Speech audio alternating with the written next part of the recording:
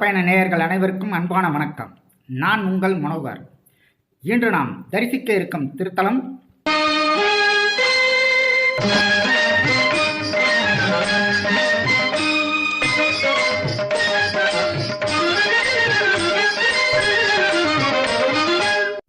ருத்ரக்கோட்டீஸ்வரர் திருக்கோயில், திருக்கழுக்குன்றம்.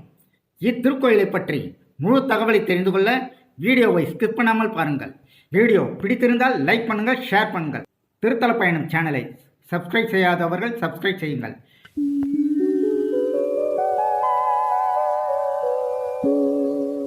ஓம் நமச்சிவாய.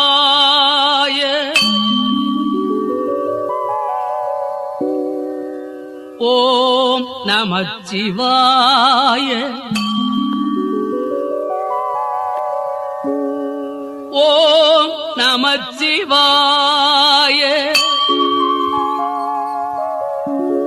என்னாடுடைய சிவனே போற்றி, எந்நாட்டவர்க்கும் இறைவா போற்றி.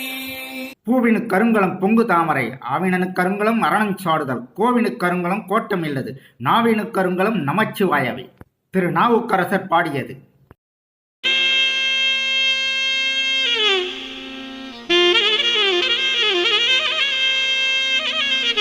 மன்னர்கள் காலம் தொட்டு இன்று வரை சிவபெருமானுக்கு பக்தர்கள் கூட்டம் குறைந்தபாடு கிடையாது. குறிப்பாக தமிழ்நாட்டில் காலடி எடுத்து வைக்கும் அனைத்து இடங்களிலும் சிவபெருமானுக்கு கோயில்கள் அமைக்கப்பட்டுள்ளன. அவை அனைத்தும் சாதாரண கோவில்கள் கிடையாது, பிரம்மாண்டமான கோவில்கள். அந்த வகையில் நாம் இன்று தரிசிக்க இருக்கும் திருத்தலம் திருக்கழுக்குன்றத்தில் அமைந்துள்ள திருக்கோட்டீஸ்வரர் திருக்கோவில். 2500 ஆண்டுகள் பழமையான இத்திருக்கோவில்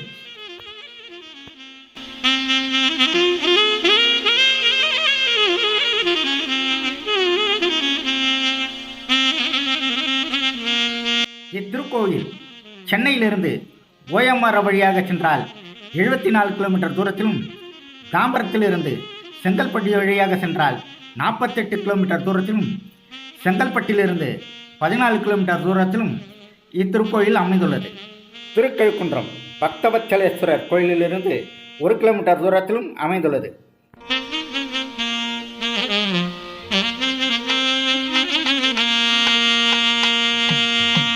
சிவராத்திரி அன்று வழிபட வேண்டிய சிறப்பு ஸ்தலம்.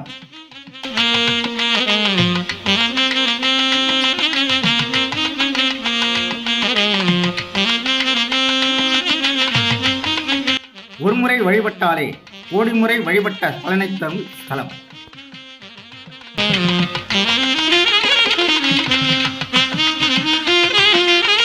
சிவராத்திரி அன்று வழிபட வேண்டிய சிறப்பு ஸ்தலங்கள்: திருவைக்காவூர், காளஹஸ்தி, திருவண்ணாமலை, திருக்கழுக்குன்றம், ஓமாம்புலியூர், கோகர்ணம், ஸ்ரீசைலம் ஆகியவை ஆகும். காசி, சிதம்பரம், திருவாரூர், திருவண்ணாமலை, மதுரை, காளஹஸ்தி, காஞ்சி போன்ற தலங்களில் உள்ள கோவில்கள் சிவபெருமானின் உடலாகவும், திருக்கழுக்குன்றம் ருத்ரக்கோட்டீஸ்வரர் கோவில் அவரின் இருதயமாகவும் விளங்குகிறது. இக்கோவில் 2500 ஆண்டுகளுக்கு மேல் பழமையானது. திருக்கழுக்குன்றம் வேதகிரீஸ்வரர் கோவிலுக்கு முந்தையது. இறைவனின் திருநாமம் ருத்ரக்கோட்டீஸ்வரர், இறைவியின் திருநாமம் பெண்ணின் நல்லாள் என்கிற அபிராம நாயகி. தலவிருட்சம் வாழை மரம்.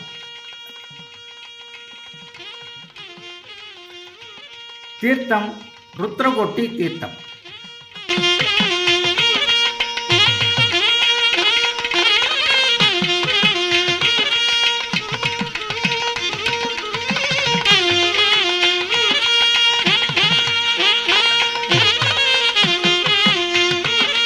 கொன்று செய்த கொடுமையால் பல சொல்லனவே, நின்ற பாவம் வினைகள் தாம் பல நீங்கவே, சென்று சென்று தொழுமின் தேவர் பிராணியிடம் கன்றினோடு பிடிசூழ் தன் கழுக்குன்றமே. சுந்தரர் பாடியது.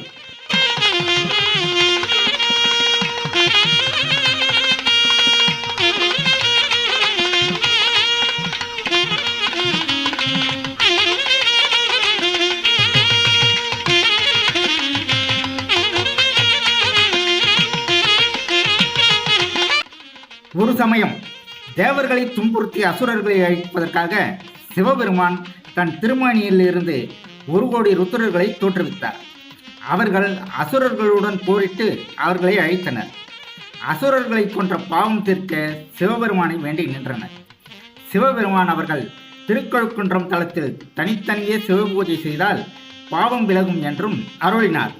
1 கோடி ருத்ரர்களும் திருக்கழுக்குன்றம் தலத்தில் தனித்தனியே சிவலிங்கம் அமைத்து அபிஷேக ஆராதனை செய்தனர். பூஜையின் முடிவில் 1 கோடி லிங்க உருவத்தையும் தன்னுள் அடக்கி சிவபெருமான் சுயம்பு மூர்த்தியாக இத்தலத்தில் எழுந்தருளினார். கோடி ருத்ரர்களின் வேண்டுகோளுக்கிணங்க இறைவனின் திருநாமம் ருத்ரகோட்டீஸ்வரர் எனவும் ஸ்தலம் ருத்ரகோட்டி தலம் எனவும் ஆயிற்று.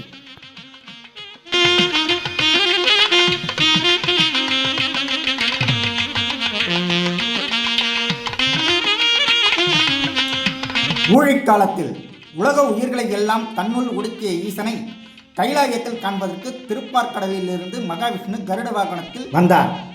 கைலையின் முதல் கோபுர வாயிலில் தன் வாகனத்தை நிறுத்திவிட்டு நந்தியம்பெருமானை வணங்கி உள்ளே பரமேஸ்வரனை தரிசிக்கிறார். சிவபெருமானும் தன்னை பணிந்து நிற்கும் மகாவிஷ்ணுவை தன் அருட்பார்வையால் ஆசிர்வதிக்கிறார். அப்போது முதற் கோபுர வாயிலில் இருந்த கருடாழ்வார் தன் நகந்தையால் நந்தியம்பெருமானை நோக்கி, நீ இறந்து பிச்சை எடுத்து உண்பவனின் வாகனம், நீ என்னை கோபித்து என்ன செய்ய முடியும் என கேட்டார். எல்லாம் வல்ல இறைவன் சிவனனை நிந்தித்து பேசியதால் கடும் கோபம் கொண்ட நந்தியம்பெருமான், அதனால் எல்லா திசைகளும் கலங்கியது. தேவர்கள் திகைத்தனர். சிவநிந்தை செய்த கருடனை கொன்றுவிடுகிறேன் என்று நந்தியம்பெருமான் பெருமூச்சு விட்டார். அந்த மூச்சுக்காற்றில் கருடன் 100 காத தூரம் உருண்டு போனார். மீண்டும் மூச்சுக்காற்றை உள்ளிழுக்க நாசி துவாரத்தில் வந்து அகப்பட்டு வருந்தியது கருடன். அப்படியும் கருடனின் அகந்தை அழியவில்லை. நந்தியன் சுவாசக்காற்றோ உலகம் அழியும் போது உண்டாகும் காற்றினைப் போல கருடனை தூக்கி வீசியது. அதனால் கருடனின் உடல் நொறுங்கியது, சிறகுகள் ஒடிந்தன. கருடன் செய்வதறியாது கலங்கி, நந்தியின் மகிமையை அறியாமல் கெட்டேனே, நாராயணா, வாசுதேவா, கமலக்கண்ணா என்று ஓலமிட என்னை காப்பாற்று என கதறியது. கருடனின் குரல் கேட்ட மகாவிஷ்ணுவிற்கு விபரீதம் புரிந்துவிட்டது. மகாவிஷ்ணு பரமேஸ்வரனிடம், கருடன் அகங்காரத்தால் நந்தியம்பெருமானின் கோபத்திற்கு ஆட்பட்டு கஷ்டப்படுகிறான். தேவரீர் உளம் கனிந்து கருடனை மன்னித்து விடுவிக்க நந்தி தேவருக்கு உத்தரவிட வேண்டும் என வேண்ட சிவபெருமான் நந்தியம்பெருமானை அழைத்து கருடன் அறியாமல் செய்த குற்றத்தை மன்னித்துவிடச் சொன்னார். ஆனால் நந்தியம்பெருமான் சிவபெருமானை நிந்தித்த கருடனை விடேன் என்று கூறினார். சிவபெருமான் கட்டளையை மறுத்து கூறியதால் சிவ அபராதத்திற்கு ஆளாகிவிட்டோமே என்று சிவனிடம் நந்தி தேவர் சிவ கட்டளையை மீறிய பாவம் நீங்க வழி சொல்ல வேண்டும் என்று வேண்டுகிறார். நந்தியம்பெருமான் செய்த சிவ அபராதத்திற்கு பூலோகத்தில் உருத்திரகோடி தலத்திற்கு சென்று அங்குள்ள உருத்திரகோட்டீஸ்வரரை வில்வத்தால் அர்ச்சித்தால் சிவ அபராதம் நீங்கும் என்றார். அதன்படி நந்தி தேவரும் வில்வத்தால் சிவபெருமானை அர்ச்சித்து சிவ அபராதம் நீங்க பெற்று பரம்பொருளின் அண்மையை அடைகிறார். அதற்கு அடையாளமாக இன்றும் இந்த ஆலயத்தில் கோபுரத்தின் கற்கால சுவற்றில் பெருநந்தி தேவர், சுயம்பிரபை தேவி கைகூப்பியபடி வீற்றிருக்கும் புடைப்புச் சிற்பம் காணப்படுகிறது. ருத்ரகோடி ஆலயத்தின் வாயிலில் உள்ள பிரதோஷ நந்தி தேவர் முன்புறம் இடது பக்கம் ஓரம் சுமார் 1.5 அடி உயரத்திற்கு பூமியில் புதையுண்ட கருடாழ்வார் சிலையை காணலாம்.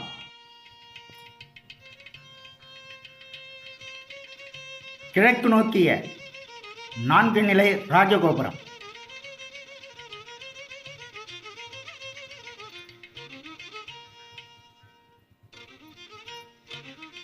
இவற்றை கடந்து உள்ளே சென்றால்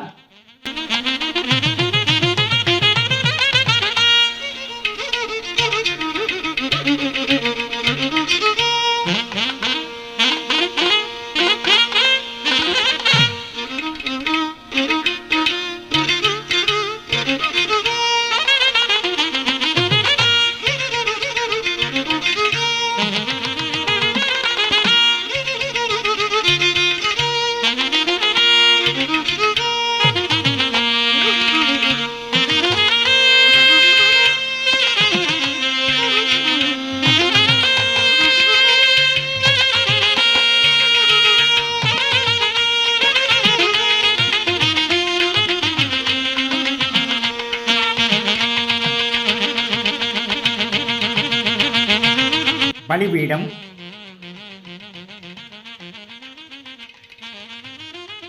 பிரதோஷ நந்தி,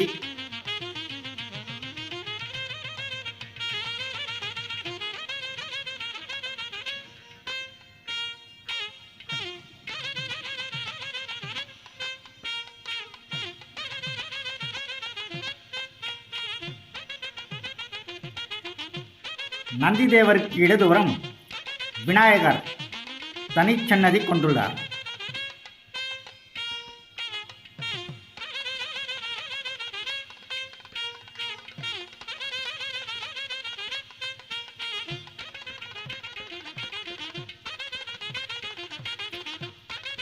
நந்திதேவருக்கு வலதுபுறம் வள்ளி தெய்வானையுடன் சுப்பிரமணியர் காட்சி தருகிறார்.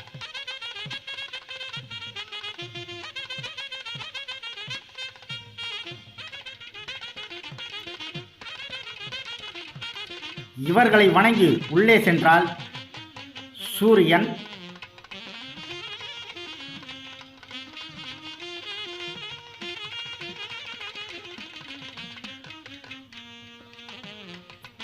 சந்திரன் சுவாமியை நோக்கியவாறு காட்சி தருகின்றன.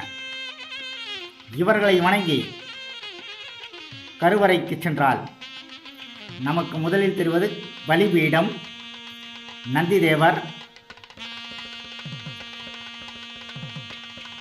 ருத்ரகோட்டீஸ்வரர் மூலவராக காட்சி தருகிறார். மூவிலைவேல் கையானை மூர்த்தி தன்னை, முதுப்பிடக்காடு உணையானை முதலானானை, ஆவினில் 5 உகந்தானை அமரர்கோனை, ஆளாளமுண்டு உகந்த ஐயன் தன்னை, பூவினின் மேல் நான்முகனும் மாலும் போற்ற புனர்வரிய பெருமானை புனிதன் தன்னை, காவலனை கழுக்கொன்றும் அமர்ந்தான் தன்னை, கற்பகத்தை கண்ணார கண்டேன் நானே. திரு நாவுக்கரசர் பாடி அருளியது. ருத்ரகோட்டீஸ்வரரை வணங்கி வெளியே வந்தால் இடதுபுறம் தெற்கு நோக்கி பெண்ணின் நல்லாள் என்கிற அபிராமி நமக்கு காட்சி தருகிறார்.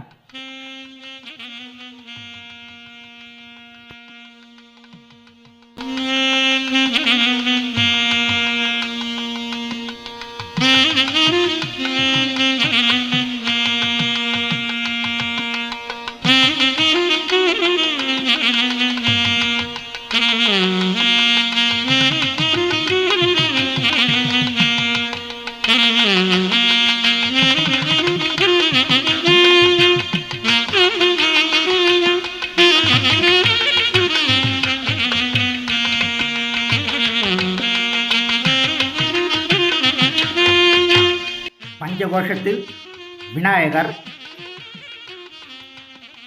தட்சிணாமூர்த்தி, லிங்கோத்பவர், சண்டிகேஸ்வரர், பிரம்மதேவர், துர்க்கையம்மன். கருவறையை சுற்றியுள்ள தெய்வங்கள் அப்பர், சுந்தரர், திருஞான சம்பந்தர், மாணிக்கவாசகர். விநாயகர், அருணாச்சலேஸ்வரர், வள்ளி தெய்வானையுடன் சுப்பிரமணியர்,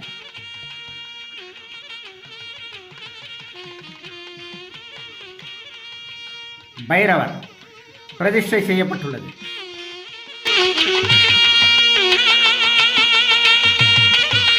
இத்திருக்கோவில் காலை 7 மணி முதல் பகல் 12 மணி வரையிலும், மாலை 4 மணி முதல் இரவு 7:30 மணி வரையிலும் நடை திறந்திருக்கும்.